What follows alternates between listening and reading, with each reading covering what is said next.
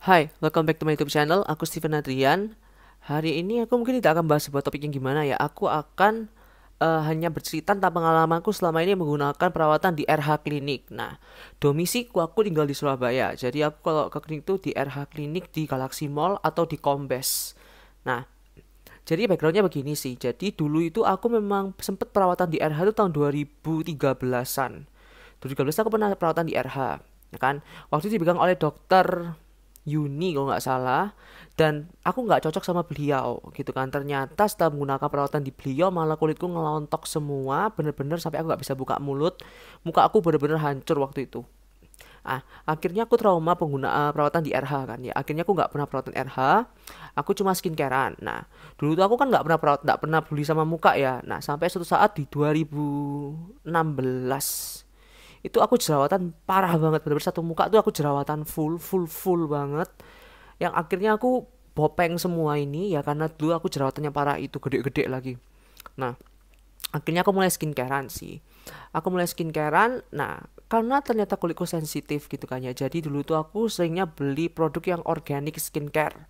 Nah, jadi dulu tuh aku sempet banget pakai produk tuh ini. Dulu tuh aku pakai apa sih?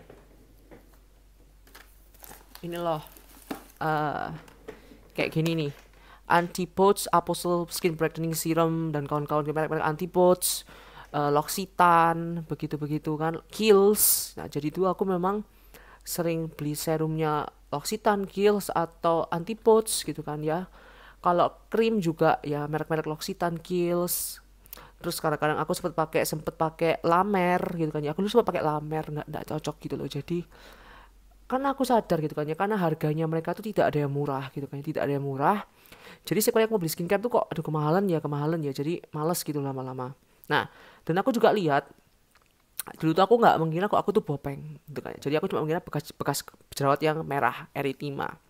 Nah, ternyata setelah aku lihat lagi, oh aku bopeng gitu loh. Jadi selama ini aku menggunakan skincare yang mahal itu nggak berguna ya karena aku bopeng benernya. Jadi akhirnya papa mamaku nyuruh aku pergi ke klinik di Provira. Nah, habis di Provira ternyata aku juga tidak cocok, dan menurutku Provira tuh harganya termasuk terlalu mahal lah, anggapannya seperti itu. Akhirnya aku ke RH. Nah, aku ketemu sama dokter Rahimah. Itu dokter yang memang dokternya mamaku udah lama gitu loh, ke dokter Rahimah.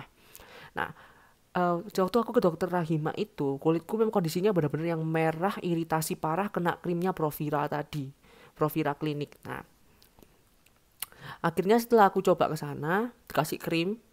Nah, dia ngomong gitu. Jadi enaknya dokter di RH itu dia ngomong, aku kasih kamu krim steroid dulu ya.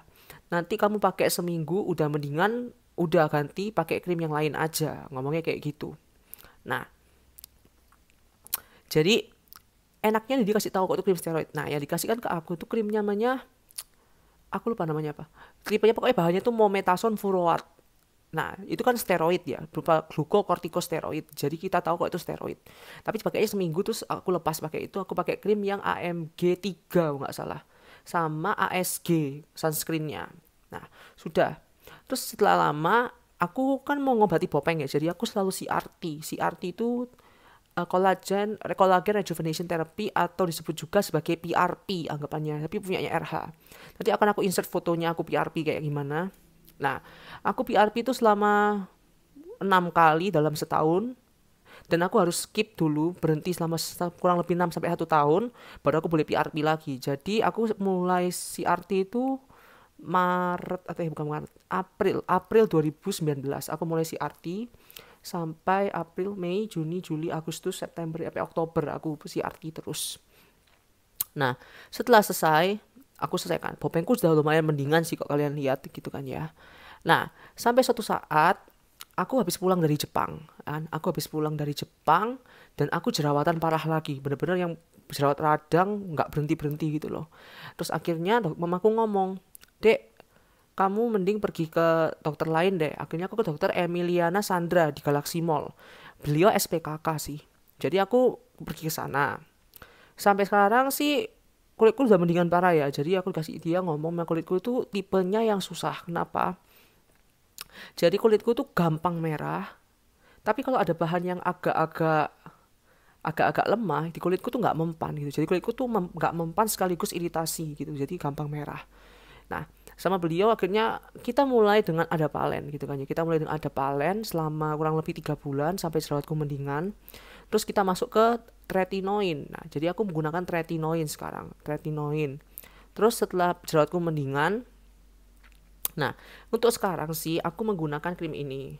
Untuk pagi hari aku menggunakan AMG1 yang bahannya adalah azelaic acid 10%. Kemudian ada ini ASG atau Acne Sunscreen Gel yang bahannya azelaic acid 10% sama clindamycin 4% atau antibiotik. Nah, setelah itu selesai, malamnya aku pakai CC25 yang bahannya adalah hydroquinone 4%, tretinoin 0,025% serta ceramide kompleks 4%. Serta ada ferulic acidnya 0,0125%. Jadi enaknya RH menurutku ya, RH itu enaknya memang dia tuh transparan sama resep gitu loh. Jadi misalnya kamu habis beli itu nanti akan dapat resep gitu loh, dapat kopi resep. Nah, kamu bisa lihat bahan-bahannya itu apa sih, bahan-bahan aktifnya. Jadi kalau ada kata steroidnya itu kalian tahu gitu loh. Saya itu apa contohnya gitu kan ya, clobetasol propionat, betametason, mometasone furoat, itu kan jenis tipenya steroid semua. Jadi kita tahu kita menggunakan steroid itu, oh ya ini maksimal seminggu gitu loh. Jadi tidak akan ditutup-tutupi gitu, enaknya begitu. Yang kedua, dokter di RH itu memang bayar ya, tidak seperti Provira ataupun Natasha yang dokternya gratis konsultasinya. Di RH itu memang kamu harus bayar 200.000 gitu. Tapi dokternya itu SPKK dan dia itu tidak memaksa kamu gitu loh untuk lakukan treatment itu, tidak memaksa. Jadi menurutku juga oke. Yang ketiga, kalau untuk masalah biaya, menurutku RH ini tidak terlalu mahal. Kalau misalnya aku ngomong, kenapa kok aku ngomong gitu? Kalau kalian tahu, aku sekali datang Provira itu, aku bisa habis sekitar 1,5 sampai 2 juta sekali aku datang ke klinik. Di RH ini dokter dan kamu beli krim tuh rata-rata habisnya 500 ribuan, 500 sampai 600 ribu. Jadi bisa dibilang termasuk terjangkau sih. Dan resep tuh bisa dibeli selama 2 sampai 3 kali, tergantung iternya bisa berapa kali oleh dokternya itu. Cuma worth it. Nah, keempat, menurutku adalah hasil yang didapat tuh bener-bener yang nggak instan ya, tapi perlahan tapi pasti gitu loh. Jadi kulitmu tuh semakin lama semakin bagus. Cuma memang sih drawbacksnya, kelemahannya adalah kulitku jadi lebih sensitif. Jadi kulitku dulu nggak sesensitif ini kok. Cuma sejak menggunakan RH jadi lebih sensitif saja. Nah, kalau di RH juga enaknya kamu bisa berkomunikasi dengan dokternya gitu. Jadi maksudnya gimana sih berkomunikasi? Seperti yang kita tahu dari Martindale edisi 36 gitu kan ya, itu buku pedoman farmasi. Itu memang dikatakan kalau hydroquinone itu maksimal penggunaannya adalah 3 sampai 6 bulan. Kemudian kalian harus lepas setahun dan kalian bisa menggunakan lagi. Nah, aku pengguna hydroquinone sudah bulan yang keempat. Nah, jadi aku bulan ini aku mau kontrol lagi. Aku ngomong sama dokternya, aku mau lepas hydroquinone dulu. Aku mau lepas hydroquinone dan akan aku ganti pakai tretinoin saja, nggak usah hydroquinone gitu loh. Jadi memang bisa kalian atur lah kurang lebih. Jadi kalian tuh bisa komunikatif dengan dokternya. Cuma memang karena backgroundku farmasi ya, jadi memang aku ngerti lah apa yang aku baca itu aku ngerti gitu. Jadi enaknya adalah aku bisa meneliti ini bahannya apa sih. Jadi aku nggak usah takut itu bahaya atau enggak. Sejauh ini memang RH itu dominan di hydroquinone ya, memang hydroquinone. Kenapa ya? Karena memang dia memutihkan, terutama untuk yang mempunyai bekas masalah flek hitam. Itu memang dominan di hydroquinone-nya. Nah, aku kenapa menggunakan hydroquinone juga ya? Karena hydroquinone itu juga bisa menghilangkan bekas yang kemerahan. Karena dia kan akan menghancurkan pigmen kan. Jadi memang bisa menghilangkan pigmen. Nah, aku masih ada pigmen yang dikit di sini, bekasku jerawat yang dulu itu agak hitam-hitam dikit. Jadi udah pudar nih, hampir pudar semua sih. Jadi bisa bilang pudar banget kan ya. Jadi ya itu. Jadi it's fine. Jadi aku akan menjawab juga pertanyaan yang mungkin sering banget ya ditanya sama orang-orang di internet. Bahkan ada yang nge-DM aku juga. Oh ya, kalau mau DM aku di @stevenadrihan. Nah, itu banyak tanya, loh, emang krim dokter itu akan menyebabkan ketergantungan atau tidak sih gitu kan ya? Oke, jawabanku adalah begini. Tergantung kliniknya. Oke, ada memang klinik yang tidak transparan dengan resepnya, yang artinya aku tidak tahu sih itu bahannya apa yang ada dalam krim itu. Provira dan Natasha setauku tidak, Provira terutama, Provira itu tidak transparan gitu loh. Jadi aku beli krim ya sudah harganya segini, ya udah aku nggak tahu itu isinya apa. Nah kalau di RH tuh aku tahu isinya apa gitu, kayak ada hydroquinone tuh jelas hydroquinone 4%, retinoidnya 0,025% tuh udah kelihatan jelas gitu loh di situnya. Nah kalau misalnya kalian takut steroid gitu kan ya, kalian bisa berkonsultasi dengan dokternya. Nah jadi kalau di RH kan aku gak usah berkonsultasi pun aku tahu, karena steroidnya ada jelas kok. Mometasone furoat, clobetasol propionat, betametasone itu udah kelihatan dari situnya. Jadi itu tidak perlu aku takutkan gitu kan ya. Nah, terus juga apakah menyebabkan ketergantungan gitu kan ya. Benernya begini, diomong ketergantungan adalah jika kamu misalnya pengguna hidroquinone lebih dari 6 bulan. Kamu lepas memang iya, flek hitammu akan semakin parah gitu loh. Namun jika kamu tidak menggunakan hidroquinone, kamu tidak menggunakan steroid, harusnya tidak akan menyebabkan ketergantungan. Karena once again balik ke transparansi di resepnya. Karena yang bisa menyebabkan ketergantungan itu adalah steroid serta hidroquinone-nya.